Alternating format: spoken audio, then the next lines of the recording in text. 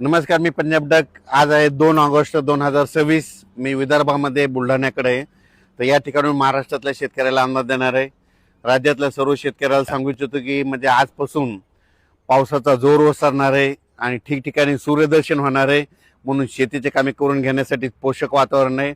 पण हे असताना देखील काय होणार आहे, 6 ऑगस्टपर्यंत स्थानिक वातावरण तयार होऊन 10 मिनिटाचा, 20 मिनिटाचा, अर्ध्या तासाचा पाऊस काय होणार आहे, दुपारनंतर येणार आहे. म्हणून अंदाज लक्षात यायचा.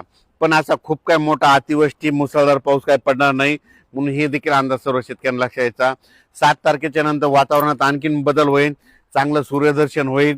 त्याच्यानंतर शेतकऱ्यांना कामं करण्यासाठी जवळपास 15 ऑगस्टपर्यंत शेतकऱ्यांना कामे शेतीचे करण्यासाठी वेळ भेटणार आहे. म्हणून हा अंदाज सर्व शेतकऱ्यांनी लक्षात यायचा. पण राज्यात मग शेतकऱ्यांनी 15 तारखेपर्यंत आपण आपली शेतीची कामे करायची. कारण की काय होणार आहे, 16-17च्या दरम्यान परत एक काय होणार आहे,